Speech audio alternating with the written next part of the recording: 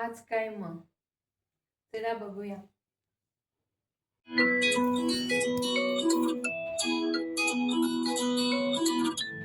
आज आपण बनवतोय गुलाबजाम.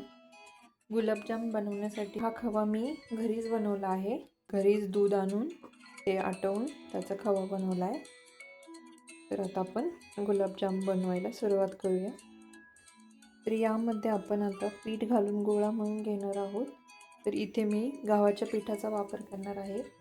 गव्हाचं पीठ घातल्यामुळे गुलाबजाम मस्त गरेदार होतात, छान बनतात. तर आपण आता जसं जसं बसेल तसं तसं पीठ घालूया. खूप जास्त पीठ नाही घालायचे, जेवढं पीठ त्यामध्ये बसेल तेवढंच घालायचं आहे आपल्याला. या पद्धतीने आपण थोडं थोडं पीठ घालून छान मऊ गोळा मळून घेऊया.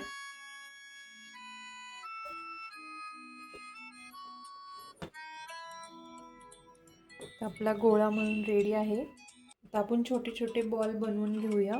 बॉल बनवण्यासाठी थोडंसं तूप घ्यायचे.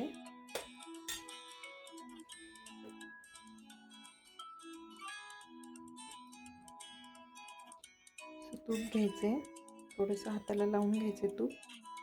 आणि या पद्धतीने तुम्हाला हवे त्या आकाराचे असे बॉल बनवून घ्यायचे आहेत.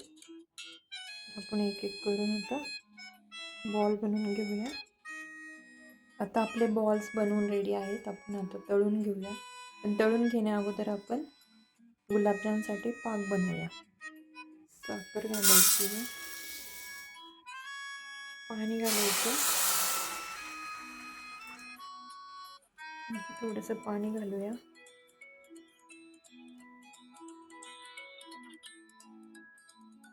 आपण चाळून घेऊया, म्हणजे साखरेत काही कचरा असेल तो आपल्या गुलाबजाममध्ये मिक्स होणार नाही.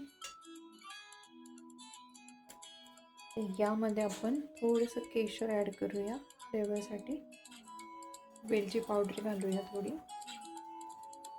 आणि आता छान उकळी काढून घ्यायची आहे. आता आपला पाक रेडी आहे. आता आपण पाक साईडला ठेवूया, जेणेकरून पाक थंड होईल. तर आपण बॉल्स तळायला घेऊया. तेल घालायचे. तर आपण चेक करूया आपलं तेल तापलंय का. तेल फक्त तापून घ्यायचंय, खूप जास्त कडक नाही करायचे. आपलं तेल गरम झालंय. यामध्ये आपण बॉल्स तळून घेऊया. आपल्याला हे मीडियम फ्लेमवरच तळायचे, खूप हाय फ्लेमवर तळायचं नाही आहे, नाहीतर ते खूप जास्त काळे होऊ शकतात. तळताना असं मध्ये मध्ये चालवत राहायचं आहे, म्हणजे सर्व बाजू व्यवस्थित तळल्या जाईल. आता याचा कलर तुम्ही बघू शकता. आता आपण हे काढून घेऊया. मीडियम फ्लेमवरच तळायचे, जेणेकरून ते आतमध्ये व्यवस्थित तळले जातील, कच्चे राहणार नाही आतमध्ये. काढून घेऊया आपण आता हे. आता आपले सर्व बॉल्स तळून रेडी आहेत आणि थंड देखील झाले आहेत. आता आपण ते पाकात घालून घेऊया. आपल्याला पाक आणि बॉल्स यासाठी थंड करायचे आहे, जेणेकरून गुलाबजाम खूप काळ टिकतात, खराब होत नाही. तर आता आपण हे पाकात घालून घेऊया.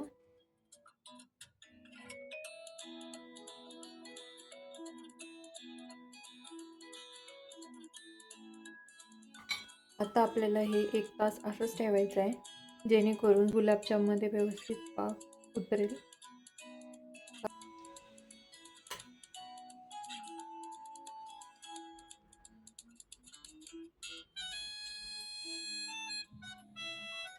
बघू शकता तुम्ही आतमधलं टेक्स्चर. तर या पद्धतीने तुम्ही नक्की ट्राय करा. रेसिपी आवडली असेल तर चॅनलला फॉलो करा.